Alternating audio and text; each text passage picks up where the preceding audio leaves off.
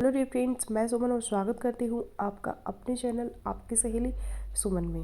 Friends, आज के video में हम बात करेंगे जल्दी प्रेगनेंसी के रिलेशन के बाद और रिलेशन के दौरान किन टिप्स को फॉलो करें। Tips to get pregnant fast after relationship and during relationship. शादीशुदा कपल जो प्रेगनेंसी के लिए ट्राई कर रहे हैं, बार बार ये पूछते हैं कि रिलेशन के दौरान और उसके बाद क्या कोई ऐसी खास टिप्स है जिनको फॉलो करके वो जल्दी प्रेगनेंसी कंसीव कर सके। कौन सी बेस्ट पोजीशन को अपनानी चाहिए रिलेशन के दौरान ताकि जल्दी गर्भ ठहर जाए, और कम से कम कितनी बार करिए हस्बैंड और वाइफ आपस में रिलेशनशिप कितनी बार बनाए कम से कम जिससे जल्दी गर्भ ठहर जाएगा। और अगर मेल पार्टनर का जल्दी एंड हो जाता है, 1 से 2 मिनट में ही डिस्चार्ज हो जाता है, तो क्या गर्भ ठहर जाएगा। इन्हीं सारे सवालों के जवाब आज के इस वीडियो में हम डिस्कस करेंगे। वीडियो को स्किप किए बगैर देखिएगा।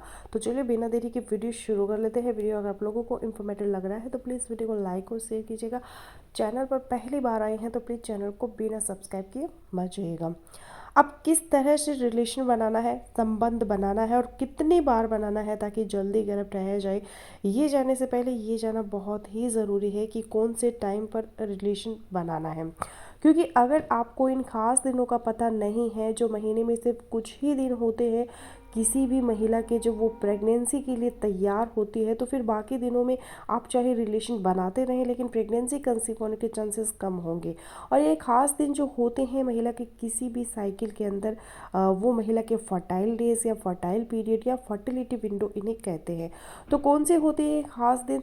तो अगर आपके पीरियड नॉर्मल है और आपको रेगुलर पीरियड्स आते हैं, यानी कि आपको 27 दिन के बाद, 28 दिन के बाद या फिर 30 दिन के बाद आपको मेंसेस आते हैं, तो ऐसी कंडीशन में प्रेग्नेंट होने के लिए, कंसीव करने के लिए बेस्ट तरीका ये होता है कि अपने साइकिल का जो डे 10 है और डे 20 तक, साइकिल के 10वें दिन से लेकर 20वें दिन तक एक दिन छोड़कर एक दिन आप हस्बैंड और वाइफ आपस में रिलेशनशिप बनाते रहें, तो गर्भ ठहरने के चांसेस बढ़ जाएंगे।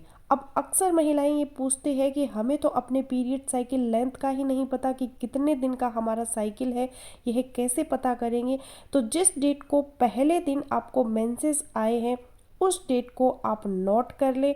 अब अगले पीरियड का वेट करें और अगला पीरियड का जो पहला दिन था उसको भी आप नोट कर लें, और पहले पीरियड के पहले दिन से लेके अगले पीरियड के पहले दिन तक आप काउंट कर लें। ये जितने दिन बनेंगे ये आपके पीरियड साइकिल की लेंथ होगी, जो 21 डेज हो सकती है, 27, 28, 29, इवन के 30। इस रेंज में अगर आपके पीरियड साइकिल की लेंथ है तो आपके लिए बेस्ट फार्मूला यही है कि आप अपने साइकिल के डे 10 से लेके डे 20 तक एक दिन छोड़कर एक दिन रिलेशन बनाएं। अब कुछ महिलाओं में उनके पीरियड की साइकिल की लेंथ ज़्यादा होती है, उनका साइकिल लेंथी होता है, किसी को 35 दिन के बाद, 40 दिन के बाद या फिर 42 दिन के बाद मेंसेस आते हैं। तो फिर ऐसी कंडीशन में उनके लिए बेस्ट तरीका यह है कि वह अपने साइकिल के डे 17 से लेकर डे 26 तक इन दिनों में वो एक दिन छोड़कर एक दिन अपने हस्बैंड के साथ रिलेशन बनाएं। लेकिन कुछ महिलाओं की पीरियड की साइकिल बहुत ही शॉर्ट भी हो सकती है, जैसा कि 21 दिन का साइकिल है, 23 दिन का है। तो ऐसी महिलाओं के लिए बेस्ट यह होता है कि वह अपने पीरियड साइकिल के डे 8 से लेके डे 16 तक एक दिन छोड़कर एक दिन अपने हस्बैंड के साथ रिलेशन बनाएंगी, तो प्रेगनेंसी ठहरने के चांसेस है वो ज़्यादा होंगे।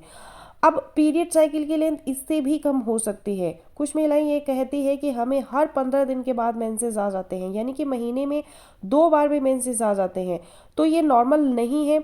इसके लिए आपको ट्रीटमेंट की ज़रूरत है, अपने पीरियड साइकिल की लेंथ को फिक्स करने की ज़रूरत है। तो जब तक आप इसको फिक्स नहीं कर लेते प्रेगनेंसी होने के चांसेस कम होंगे। फिर भी ऐसी कंडीशन में आपके लिए बेस्ट तरीका ये होता है कि आप कम से कम हफ्ते में 3 बार अपने हस्बैंड के साथ रिलेशनशिप बनाएं। इसी तरह जिन महिलाओं के पीरियड साइकिल लेंथी होते हैं, जैसा कि किसी को 2 माह के बाद मेंसेस आते हैं, किसी को 3 माह के बाद मेंसेस आते हैं, लेकिन उनका साइकिल एन ओवुलेटरी नहीं है, यानी कि एग उनके अंदर बनता है लेकिन उनको ये नहीं पता कि महीने में किस दिन उनके अंदर एग बनेगा। तो उसके लिए बेस्ट तरीका यही है कि वो हफ्ते में कम से कम 3 बार रिलेशन बनाते रहें। उनको नहीं पता कि कब उनके अंदर एग रिलीज होना है, और जब एग रिलीज होता है तो वह 18 घंटे से लेकर 24 घंटे तक जिंदा रहेगा। और ये फिर आपकी लक पे डिपेंड करता है कि उसी टाइम पे अगर आप अपने हस्बैंड के साथ मिल लेती है तो इन लेंथी साइकिल्स में, इरेगुलर पीरियड्स में भी प्रेगनेंसी कंसीव हो जाती है, बशर्ते कि साइकिल एंड ओवुलेटरी ना हो, एग आपके अंदर बन रहे हो।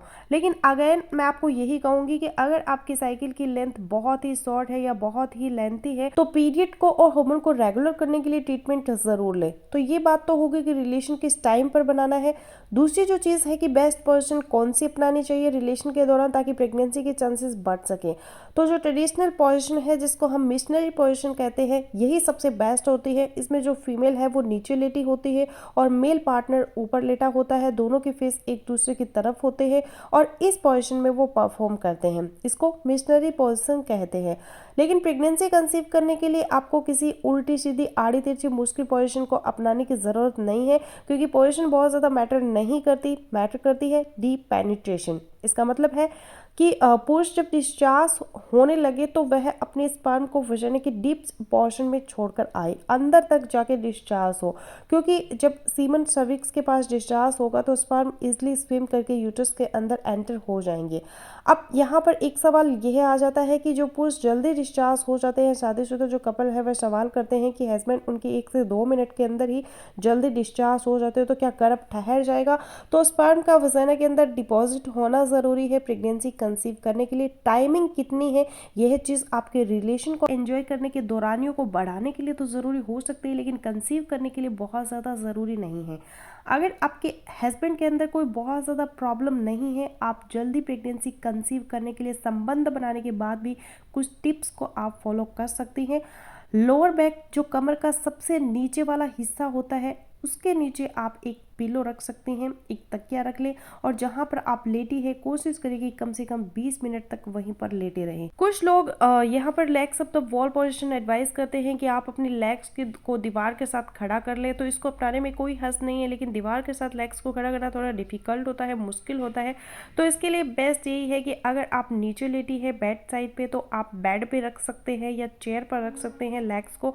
इसका पर्पस ये होता है कि ग्रेविटी के असर को कम से कम किया जाए, ताकि पुरुष का जो मवाद है वो ग्रेविटी के असर से बाहर की तरफ निकलने की बजाय आगे की तरफ जाए और स्पर्म यूट्रस के अंदर दाखिल हो जाए।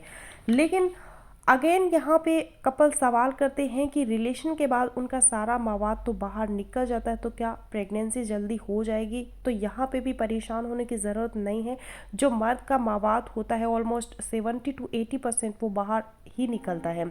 उसमें से जो काम की चीज़ होती है वो स्पर्म होते हैं, और जो स्पर्म मोटाइल होते हैं, एक्टिव होते हैं, वो आगे की तरफ चले जाते हैं और बाकी मवाद निकल भी जाए तो प्रेगनेंसी कंसीव हो जाती है। तो फ्रेंड्स बस यही था आज का वीडियो।